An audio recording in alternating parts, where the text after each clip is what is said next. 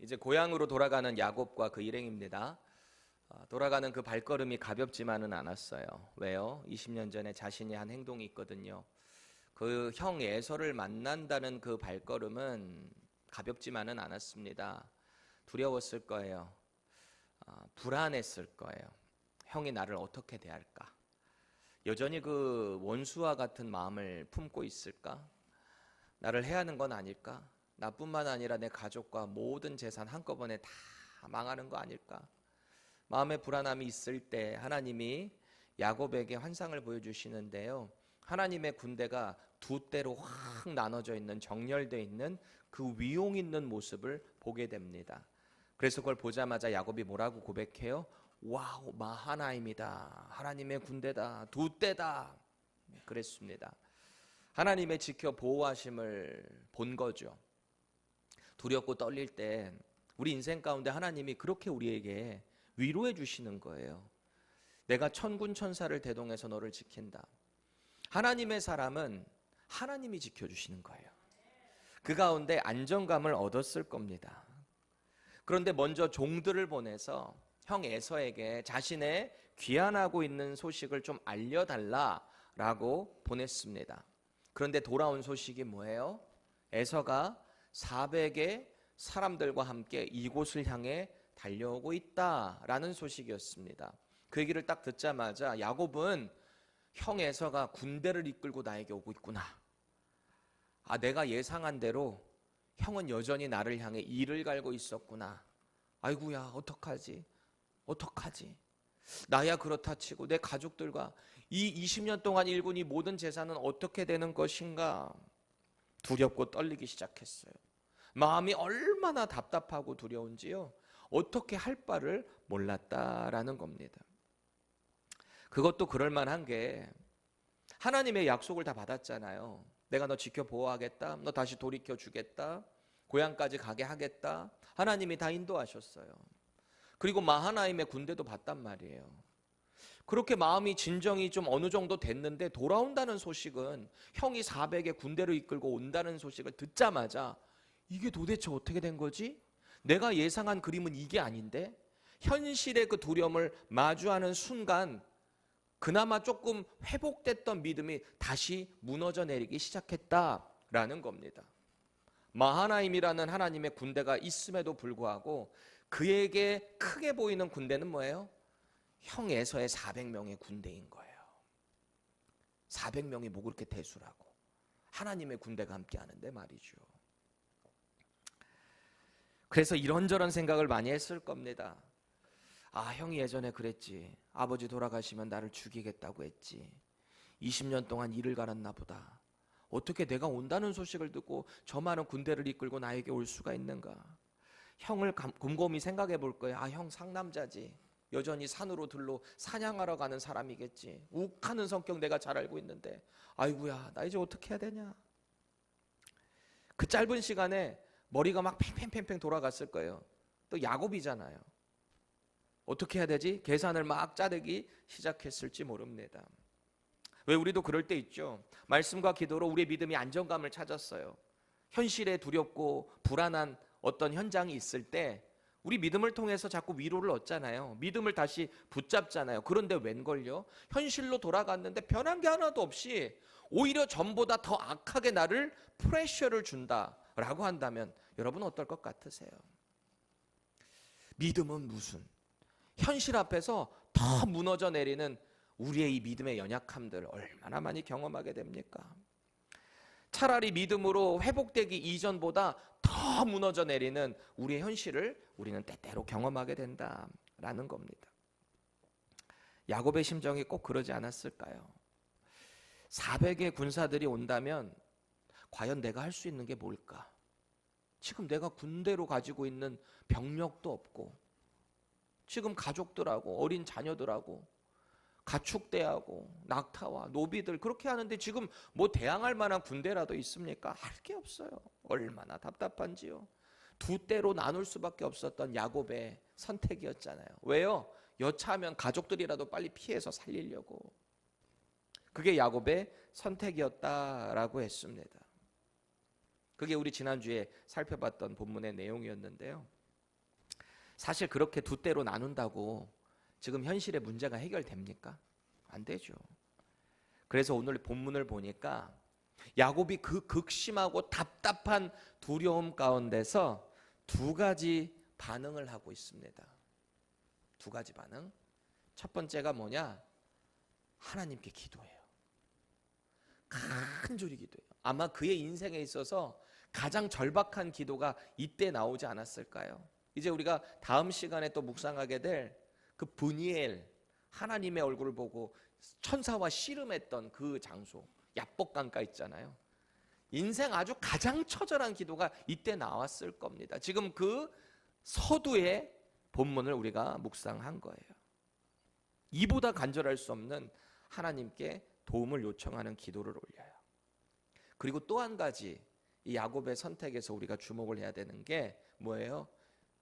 선물을 준비합니다. 형 에서에게 최선을 다해서. 우리가 인생을 살아갈 때 뭐 이런저런 각자의 뭐 크고 작고의 차이가 있을 수는 있겠지만 개개인에게는 그 사건들이 다 얼마나 크게 느껴지겠어요? 그렇죠? 상대적일 수는 있겠지만 우리는 그때 어떻게 반응하고 있는가를 오늘 본문을 통해서 좀 돌아봤으면 좋겠어요. 나는 두려움을 마주하게 될 때 어떻게 반응하고 있지?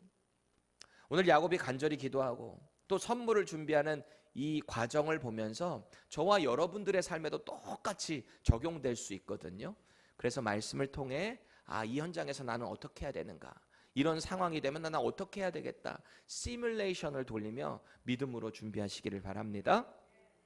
야곱이요, 형 에서가 이 400명의 사람들과 막 온다라고 했을 때 본문에 보니까요 얼마나 두렵고 답답했던지요. 그 얘기를 듣자마자 마음이 막 무너져 내린 거예요. 여러분들 그런 감정 경험해 본 적 있어요? 내가 예상치 못한 혹은 이건 정말 최악이야 라는 현실이 내게 딱 닥칠 때 마음이 정말 녹아내릴 것 같은 때가 있습니다. 지금 야곱이 딱 그런 상황이잖아요. 심장이 그냥 콩닥콩닥콩닥콩닥. 어떻게 해야 될지 모르겠어. 할 수 있는 게 없어. 그렇죠. 시간이 지날수록 점점 형이 다가온다는 그 군대와 함께 온다는 그 마음의 프레셔가 점점 더 공포감으로 바뀌고 있었다라는 거예요. 저와 여러분들이 그런 상황을 경험하게 될 때 할 수 있는 게 뭐겠어요? 기도죠. 기도. 그래서 야곱이 기도를 하는 거예요. 하나님의 도우심을 구하는 거예요. 우리가 기도라고 할 때 기도는 하나님과의 영적인 대화라고 하잖아요. 우리 어린 자녀들이 저들의 인생에 있어서 짧은 인생이겠지만 뭔가의 두려움에 딱 휩싸이거나 그럴 때 누구부터 찾아요? 아빠! 요새 셋째 막둥이가 무슨 일만 있으면 아빠! 형아가 내 거 안 들어줘. 맨날 일러요 와서. 자기 인생에 있어서 얼마나 위기감이에요 그게. 해결이 되지 않는. 그렇죠? 힘으로는 상대가 안 되고 그러니까 아버지를 찾는 거 아닙니까? 우리도 마찬가지예요. 하나님 아버지를 찾아야 되는 거죠. 그 상황에서 기도는 선택 정도가 아니에요. 처절하게 부를 수밖에 없는 필수가 된다라는 것입니다. 그렇게 우리가 하나님을 찾는 기도, 이거는 성경적인 거예요. 왜요? 너는 내게 부르짖으라 그랬잖아요 하나님이. 우리가 보통 어떨 때 부르짖습니까? 진짜 위기의 상황, 정말 두려울 때, 우리를 도와줄 분이 하나님밖에 없다라고 고백하게 될 때 그 자리에 무릎 꿇고 막 부르짖는 거 아니에요? 그때 뭐 주변 눈치 볼 새가 어디 있어요? 아버지, 주여, 저 좀 살려주세요. 저 좀 살려주세요. 그게 성경적인 태도예요.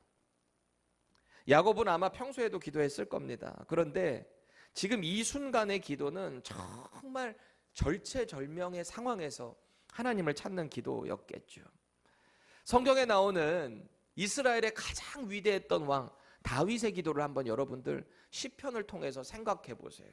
그가 얼마나 많은 그 시편의 고백들을 통해서 하나님 전능자를 찾는 모습을 보나요? 억울한 상황, 절망의 상황, 누군가가 나를 위협하고 나를 모략해가지고 힘들게 만드는 그런 상황, 억울한 상황, 그때 그는 여지없이 하나님을 찾았어요. 하나님을. 그의 유명한 고백 중에 하나가 이거잖아요. 여호와는 나의 피난처 되십니다. 왜? 내가 수많은 적들이 나에게 달려올 때 내가 피할 수 있는 피난처는 하나님이십니다. 그런 고백이잖아요. 여호와는 내가 든든히 나의 어떤 상황에서도 흔들리지 않고 든든히 설 수 있는 나의 반석, 바위십니다. 그런 고백하잖아요. 또 여호와는 나의 산성이십니다. 나를 든든하게 지켜 보호해 주실 뿐만 아니라 내가 역시 안전하게 피해 있을 수 있는 곳입니다. 그게 믿음의 사람의 고백이에요. 우리가 마주하는 그 상황에 이런 고백에 기도를 올려야 하는 겁니다. 그래서 야곱이 오늘 기도를 시작하는데요. 이 기도의 내용을 가만히 보면 20년 전에 아버지 집을 떠나서 메소포타미아를 향해 가는 그 중간에 이 루스라는 지역이 있었잖아요. 그곳에서 귀한 그 사닥다리 위로 천사가 오르락 내리락 했던 환상 봤잖아요, 꿈에.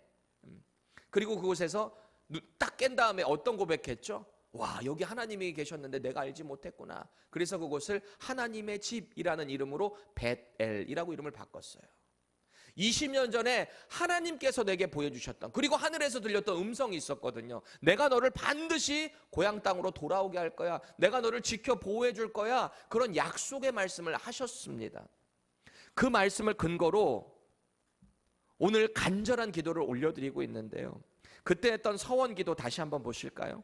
창세기 28장 20절에서 22절입니다. 읽겠습니다. 시작. 야곱이 서원하여 이르되 하나님이 나와 함께 계셔서 내가 가는 이 길에서 나를 지키시고 먹을 떡과 입을 옷을 주시어 내가 평안히 아버지 집으로 돌아가게 하시오면 여호와께서 나의 하나님이 되실 것이요 내가 기둥으로 세운 이 돌이 하나님의 집이 될 것이요 하나님께서 내게 주신 모든 것에서 10분의 1을 내가 반드시 하나님께 드리겠나이다 하였더라. 아멘. 여기에 보니까 야곱이 하나님께 분명히 하나님의 보호하심의 약속을 받았어요. 그럼에도 불구하고 일어나서 역시 또 뭔가 계산을 하잖아요. 이 전제 조건이 있는 거예요. 제가 하나님을 잘 섬기고 제가 나중에 11조 하겠습니다. 이런 서원을 하는 건데 그 전제 조건이 뭐였어요? 내가 가는 이 길에서 지금 어디로 가는 거예요? 삼촌 라반의 집으로 돌아가는 길이었잖아요. 피신하는 길이었잖아요. 이 길에서 나를 지키시고 먹을 떡과 입을 옷을 주시어 내가 평안히 아버지 집으로 돌아가게 하시오면, 이 전제 조건 맞아요, 틀려요? 맞는 거예요. 지금 20년 동안 어떤 상황과 형편이 있었던 거는 어찌됐든 하나님의 은혜로 지금 다 무사히 통과한 거예요. 얼마나 제일 큰 위기가 뭐였어요? 도망 나왔는데 길르앗산에서 삼촌 라반이 자기 형제들과 함께 군대 이끌고 쫓아왔잖아요. 일주일 동안. 거기서 사실은 다 죽을 수도 있었던 상황이에요. 근데 하나님 지키셨잖아요.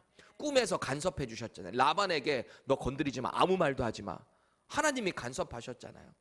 지금까지 인도해 주신 거예요. 그럼 이제 당신의 하나님이 된 거죠.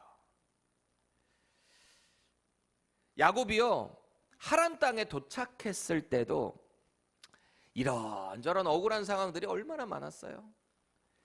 이때 그 베델의 기도를 기억하면서 아마 그 순간순간도 기도를 했을 겁니다. 하나님, 저를 지켜 보호해 주시면 제가 나중에 당신이 나의 하나님 되고 제가 나중에 11조도 하고 하나님 신앙생활 잘할 겁니다. 하나님만 섬기겠습니다. 그런 고백했었잖아요. 그 기도를 순간순간마다도 했을 겁니다. 그런데 오늘 야곱이 하는 기도는요, 그가 얼마나 절박하고 간절했는가, 그걸 우리가 발견하게 돼요.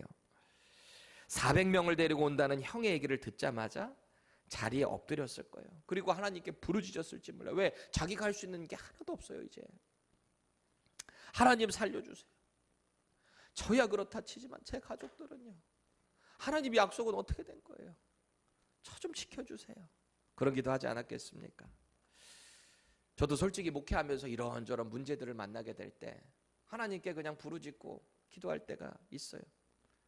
우리끼리만 얘기인데 저도 솔직히 디프레스 될 때가 있어요. 앞에서는 아닌 척하지만 그럴 때 있어요. 그럼 저는 어떻게 해야 돼요? 여보 이러고 아내한테 가서 막 그래요. 우리끼리인데 때때로 그럴 때도 있어요. 근데 하나님께 기도하죠. 제가 어떻게 기도하냐면 그런 막 어떤 어려움을 경험하게 될 때 그냥 하나님 저 어떻게 해요? 어떻게 해야 돼요? 너무 화가 나요. 너무 억울해요. 답답해요. 저 좀 불쌍히 여겨주세요. 그렇게 기도해요. 저 좀 불쌍히 여겨주세요. 저 좀. 그리고 당신의 사랑하는 딸 구한나를 봐서라도 저를 좀 불쌍히 여겨주세요. 당신의 사랑하는 저 종들을 위해서라도 저 좀 불쌍히 여겨주세요. 하나님이 저 여기 보내셨잖아요. 그럼 하나님이 하세요. 하나님 책임져 주세요. 이거 하나님 비즈니스잖아요. 저 그냥 하나님께 다 올려드리고 좀 도와달라고 그렇게 간구를 할 때가 있습니다. 사실 이런 기도할 때는 뭐라는 어떤 내용의 기도도 잘 안 돼요. 그냥 아버지, 아버지, 아버지. 이 안에 지금 제가 한 말이 다 들어가 있는 거예요. 여러분들이 들으면 안 되잖아요. 그러니까 아버지 여기에 다 들어가 있는 겁니다. 그 제 톤을 보면 알 수 있어요. 아버지 하면서 어떻게 하느냐에 따라 그 내용이 구분될 수 있겠죠. 야곱도 마찬가지 아니었을까 싶은 거예요. 오늘 이 야곱이 기도하는 이 내용을 보면 우리가 기도를 본받아야 될, 주목해야 될 포인트들이 있어요. 세 가지 포인트를 우리가 좀 주목했으면 좋겠어요. 그리고 이 기도의 내용이 나에게 있는가? 내가 어떤 두려움을 만나게 될 때 나는 이런 기도를 하나님께 올려드리고 있는가?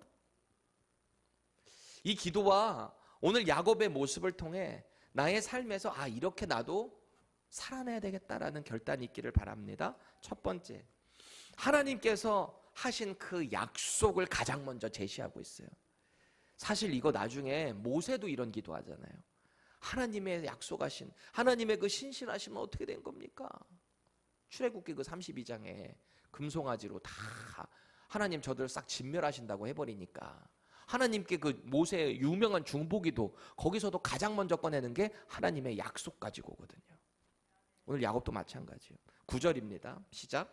내 조부 아브라함의 하나님, 내 아버지 이삭의 하나님 여호와여, 주께서 전에 내게 명하시기를 내 고향 내 족속에게로 돌아가라, 내가 내게 은혜를 베풀리라 하셨나이다. 아멘. 이 약속이잖아요. 하나님이 하신 약속이잖아요. 사람이 한 게 아니라 하나님이 아브라함을 찾아오셔서 이삭을 찾아오셔서 하셨던 하나님의 약속이에요. 말씀이란 말이에요. 그럼 이 말씀은 변개함이 있다?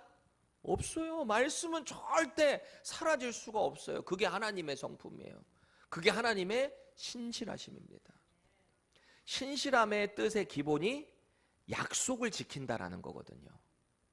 하나님 하신 말씀을 지키시는 분을 지금 야곱이 딱 그것을 가지고 온 거예요. 하나님의 복이 제 할아버지 아브라함, 제 아버지 이삭에게 약속되었지 않습니까? 그리고 제가 이삭의 막내였지만 장자의 복을 받은 사람으로서 이 축복의 계보를 이어받은 당사자 아닙니까? 그 약속을 기억해 주세요 라고 하는 겁니다. 야곱이요, 하란에 있을 때도 어느 날 이렇게 보니까 자기의 장인이자 삼촌이자 자기의 고용주였던 라반이 안색이 좀 변한 걸 봤어요. 대함이 달랐단 말이에요. 거기서 위기를 느낍니다. 이 재산이 내 재산이 아닐 수 있겠구나. 몫으로 가져갈 수도 없을 수 있겠구나. 위기감을 느끼고 결국은 같이 이제 아내들하고 떠나는 걸 결정하지 않습니까? 그때도 하나님이 주셨던 약속을 제시했던 과정이 있습니다. 창세기 31장 3절 보세요. 여호와께서 야곱에게 이르시되 내 조상의 땅 내 족속에게로 돌아가라, 내가 너와 함께 있으리라 하신지라. 아멘. 이 약속 딱 부여잡고 지금 돌아가기로 결정한 거 아닙니까? 언제나 이 약속을 붙잡고 있었어요, 야곱이.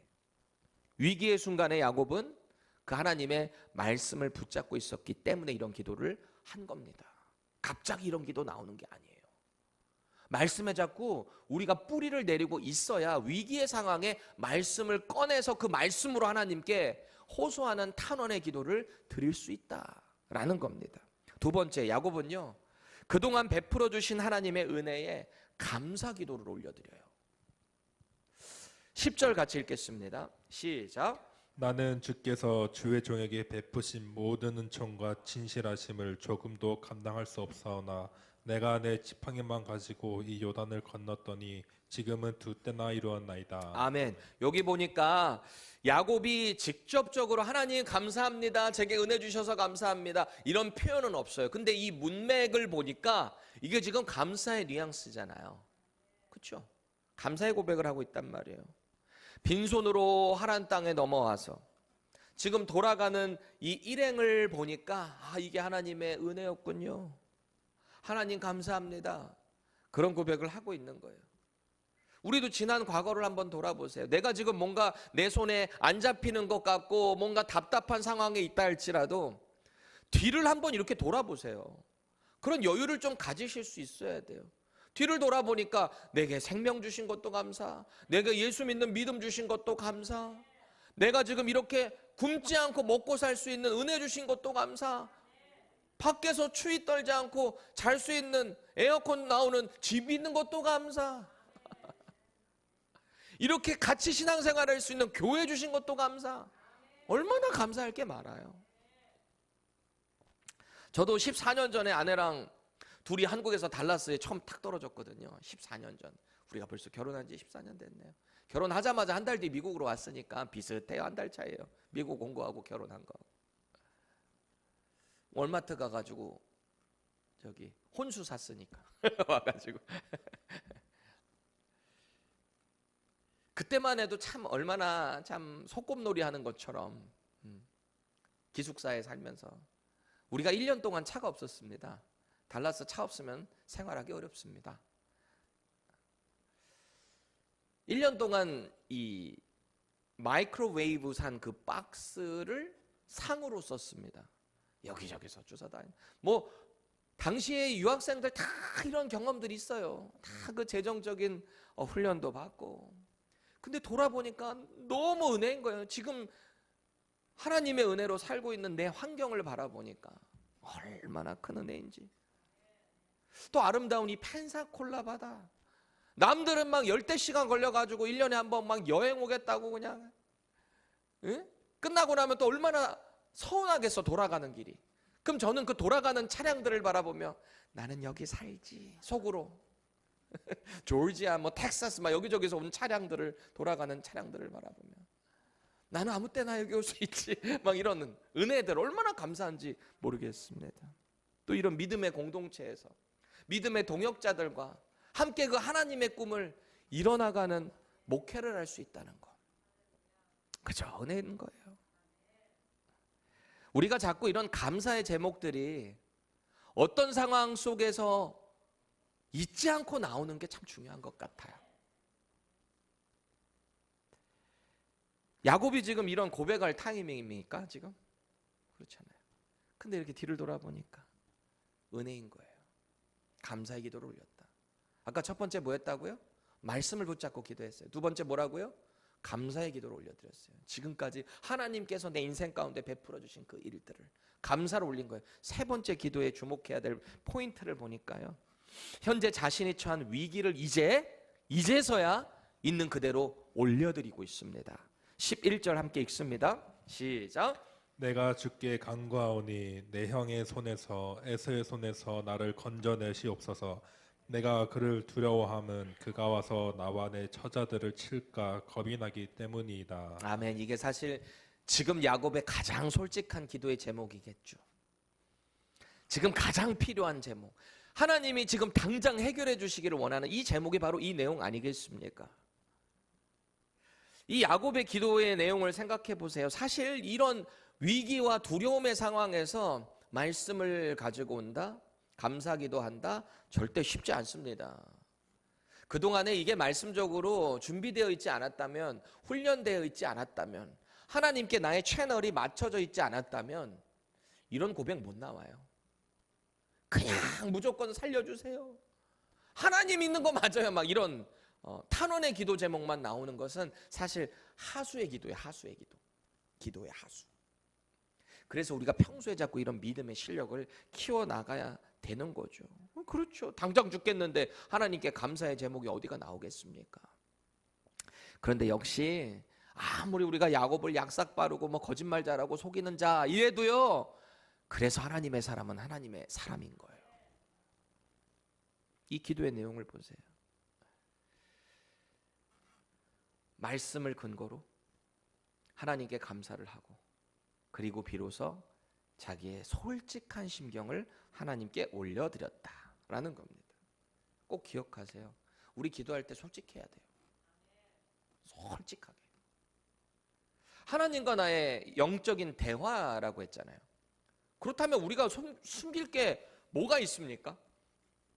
은밀한 중에 계시고 나의 모든 상황과 형편을 아시고 내가 어디에 있던 나의 모든 것을 다 아시고 무슨 필요를 있는지도 다 아시는 우리의 창조주 하나님, 나의 아버지 하나님, 그 하나님께 우리가 감출 게 뭐가 있겠어요? 솔직해야 돼요. 하나님 우리 마음 다 아세요. 우리가 하나님께 기도할 때 말 안 한다고 하나님 모르시는 게 아니에요. 그렇죠? 그러니까 아버지 이래도 다 안다고요. 우리 마음을 다 안다고 해서 여러분 대표기도 앞에 나와가지고 아버지 이러고 들어가면 안 돼요. 그건 또 다른 이유예요. 그거는 모든 사람들을 대표하는 기도니까 그건 또박또박 준비를 해서 해야 되는 공동체 기도가 되는 거고요. 근데 여러분 개인 기도는 솔직하게 하나님께 모든 것을 다 아랠 필요가 있어요. 자, 그럼 반대로 내가 하나님께 아뢰지 않았다고 해서 하나님이 모르실까요? 그렇지 않습니다. 누군가가 예전에 그러더라고요. 다른 기도는 하나님께 다 드렸는데 같은 한국 사람을 하게 해달라는 기도를 안 해서 하나님이 외국인을 주셨다. 그게 말이 됩니까? 선택은 본인이 하는 거예요. 우리 청년들이요, 잘 들으세요. 결혼은 여러분이 선택하는 거예요. 그리고 하나님이 주셨다고 믿고 그 믿음 가운데 살아갈 때 그 짝이 하나님의 귀한 인연이 되는 거예요. 하나님 다 아세요. 내가 말해도 말 안 해도 다 아시는 분. 가장 중요한 건 내가 기도를 올릴 때 내 모습 그대로, 내 상황 그대로, 내 솔직한 심경을 그대로 하나님께 올려드리고 있는가. 이게 참 중요한 포인트인 것 같습니다. 야곱은 그렇게 간절한 기도를 하나님께 올려드린 거예요. 그리고 오늘 본문을 보니까 기도 끝나고 가만히 있는 게 아니에요. 그렇게 밤을 새거든요. 그러고 나면 이제 하나님이 어떻게 하시나 이제 기다리기만 하는 게 아니고 그가 어떤 액션을 취하는가, 우리가 이걸 주목해야 됩니다. 13절에서 15절 우리 세 번역으로 생동감을 살려서 읽어보겠습니다. 시작. 그날 밤에 야곱은 거기에서 묵었다. 야곱은 자기가 가진 것 가운데서 자기의 형 에서에게 줄 선물을 따로 골라냈다. 암염소 200마리와 수염소 20마리, 안양 200마리와 순양 20마리, 젖을 빨리는 낙타 30마리와 거기에 딸린 새끼들, 암소 40마리와 황소 10마리, 암나귀 20마리와 새기나귀 10마리였다. 아멘. 야곱이 지금 뭐 하고 있는 거예요? 선물 준비. 누구를 위해서? 형 에서를 위해서. 지금 형이 막 400명의 군대가 오고 있는데 그 형을 위해서 선물을 최선을 다해서 준비해요. 이 선물들을 쭉 보니까 아주 전략적이고 꼼꼼하게, 그리고 최선을 다해서 준비해요. 여러분, 당시에 이 가축이라는 것은 재산을 상징하는 거잖아요. 자기 재산을 최선을 다해서. 이게 550마리가 넘어요. 550마리. 이게 뭐 작은 수입니까? 그렇죠? 큰 수란 말이에요. 특히 이 내용을 보니까 암컷이 200이고 수컷이 20. 이런 게 두 개나 나와요. 양하고 염소가. 그렇죠? 암컷이 더 많아요. 훨씬. 수컷이 20. 왜 그렇게 했을까? 앞으로 이 축복의 선물인 거거든요. 형 에서를 향한. 이후의 미래의 생산성의 복까지도 배려를 하고 있는 거예요. 그냥 암양만 주면 그거 끝인데 수량까지 같이 주면서 더 이제 종족의 그 번식을 위해서 더 큰 복을 빌어주고 있는 모습입니다. 세심한 배려죠. 다시 말해서 야곱이 이렇게 많은 재산을 내어놓았다, 또 세심하게 배려했다라는 것은 지금 형 에서랑 화해하고 싶은 진심이 담겨 있는 거예요. 최선을 다해서. 그리고 이 선물들을 한꺼번에 주는 게 아니에요. 어떻게 했대요? 여러 때로 나누어서 차례대로 또 보냅니다. 차례대로. 각 때를 인솔하는 그 종들에게 또 전할 말도 일러줍니다. 보세요. 주의 종 야곱의 것이요, 자기 주 에서에게 드리는 예물이며, 야곱도 뒤에 있습니다. 이렇게요. 자기들의 주인은 일단 야곱이잖아요. 저희의 주인께서 자기 주 에서, 자기 주라는 게 뭐예요? 야곱의 주인이 누구라는 거예요? 에서에게. 형한테 극존을 올리면서 저는 당신의 종입니다. 바싹 엎드린 거예요. 최선을 다해서. 예물도 준비하고. 야곱이 뒤에 있습니다. 이 말을 전하게 합니다. 선물을 한 번 받는 것보다 한 번 받아서 감동인데 두 번째 또 받아서 또 감동이야. 끝난 줄 알았더니 세 번째 또 있어. 이게 무슨 전략이겠어요? 충격 완화 작전입니다. 요거 받고 감동해서 결국 자기를 만날 때는 마음이 싹 풀릴 수 있게, 역시 야곱은 야곱이에요. 또 그렇게 준비를 하고 있습니다. 여러분, 이거 보면서 뭐 느끼세요? 역시 약삭 빠르다 야곱, 이렇게만 보십니까? 저는 정말 최선을 다해서 형 에서랑 화해하고 싶어하는 이 야곱의 노력이 보여요. 노력. 우리 기도만 한다고 끝나면 안 돼요. 어떤 문제를 만났을 때 내가 할 수 있는 한 최선을 다해서 그것도 준비를 하셔야 돼요. 그렇지 않습니까? 우리 신앙생활이라는 걸 너무 신비롭게만 생각하면 안 돼요. 신비로운 분명히 초자연적인 하나님의 일하심도 있지만 그 상황에 맞는 최선의 노력도 나에게도 필요하다라는 겁니다. 여러분, 어느 시골 마을에 믿음 좋은, 마음씨도 착한 노처녀가 있습니다. 근데 중요한 건 이 여인이 자기도 너무너무 결혼을 하고 싶은데 결혼이 안 되는 거예요. 그러니까 어느 날 이 자매가 하나님께 간절히 기도를 합니다. 구체적으로, 하나님, 제발 제 신랑감 좀 보내주세요. 신랑감 좀. 딱 눈에 맞는 남자 좀 제 앞에 데려놔 주세요. 하나님께 간절히 기도합니다. 하나님, 제가 하나님 얼마나 사랑하는지 아시죠? 제가 남편과 하나님 더 사랑할 수 있도록 제발 제게 신랑감 좀 보내주세요. 기도합니다. 어느 날 하나님의 음성이 들려요. 마음 가운데 꽝꽝 들리는 음성이 있습니다. 사랑하는 딸아, 남편을 기도하기 전에 머리 좀 감고 이도 좀 닦고 다녀라. 옷도 좀 갈아입고. 극단적인 우스갯소리지만 여러분, 기도만 한다고 돼요? 내가 내 삶에 따라주질 않으면 그 기도가 과연 역사할 상황이 될까? 그래서 우리는요, 간절한 기도를 한 후에 꼭 내가 해야 될 일도 점검해야 돼요. 내가 뭘 해야 되는가? 내가 놓치고 있는 건 뭔가 말이죠. 하나님과 그 기도를 통해서 간구함과 동시에 내 편에서 내가 할 수 있는 것을 자꾸 찾아내셔야 돼요. 그렇죠. 공부도 안 하고서 시험 잘 보게 해주세요. 이런 도둑과 같은 기도의 내용이 어디 있습니까? 비즈니스를 하는데 그 비즈니스에 대한 연구도 없어요. 리서치도 없어요. 그리고 대박 나게 해주세요. 그게 돼요? 그게 돼요. 연구하셔야죠. 내가 할 수 있는 거에선 최선을 다 하셔야죠. 신앙생활도 열심히 하고요. 내가 할 수 있는 것, 그것도 최선을 다해서 준비해야 한다라는 겁니다. 그럼 이게 가능할까요? 신앙생활도 열심히 하면서 내가 맡겨진 내 삶에서도 최선을 다한다. 그거 가능할까요? 가능해요, 안 해요? 가능하죠. 가능하죠.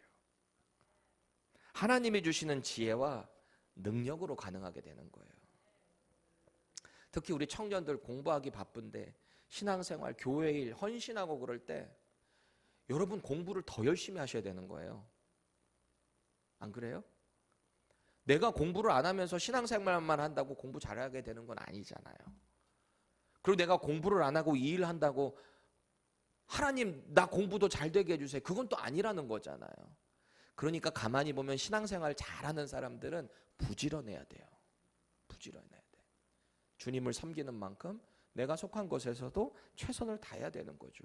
여러분 요셉을 보세요. 그 억울하고 답답한 상황에 감옥에 끌려가고 형들한테 팔려가지고, 그쵸? 그럼 거기서 아이고 내 인생, 나 꿈으로 봤던 그 환상들은 다 어떻게 된 건가? 하나님, 저 도대체 어떻게 살아야 되는 거예요? 거기서 그냥 주저앉아서 아무것도 안 하고 있었다면 이 요셉이 과연 그 애굽의 총리 자리에 올라갈 수 있었을까? 감옥에서는 감옥에서 최선을 다해서 신실하고 성실하게 살아갔어요. 간수의 일을 도왔어요. 책임을 다해서 그 일을 했어요. 사람이 달라 보이는 거예요, 이런 사람들은. 세상 사람들이 그런 사람은 알아본단 말이에요. 그리고 일을 시킨단 말이에요. 일을 시켜서 점점 자신의 사회적 지위가 올라간다? 거기서 믿음의 실력을 발휘할 수 있는 기회들이 더 많이 창출된다라는 것입니다. 최선을 다해서 감옥에서 주변 사람 돌보고 섬겼고요. 하나님이 주신 특별한 은사인 그 꿈 해석해 주는 그것을 통해 결국 총리의 자리까지 올라가잖아요. 그럼 총리의 자리에 올라갔다고 가만히 있나요? 얼마나 열심히 일을 더 하는지, 살림을 돌봐 하는지. 성경에 보니까 요셉이 가는 곳마다 하나님이 요셉을 위해서 그곳이 복을 받게 하셨다는 거예요. 그리고 요셉이 결국 형통하게 됐다라는 말을 합니다. 요셉이 부지런하지 않고 자기의 맡겨진 일에 나 하나님의 사람이야, 하나님의 복 받을 사람이야, 이것만 믿고 나갔다면 그가 과연 이 자리에 오를 수 있었을까? 우리 생각해 봐야 합니다.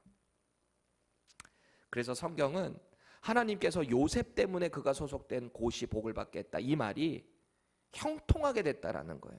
여러분 생각해 보세요. 감옥에 갇혀 있는 게 뭐가 형통해요? 거기서 아무리 무슨 일을 잘 맡겨져서 한다 한들 그게 무슨 형통함이겠어요? 세상의 눈으로 볼 때 그저 죄수죠. 그렇죠? 그런데 하나님의 시각은 그게 아닌 거예요.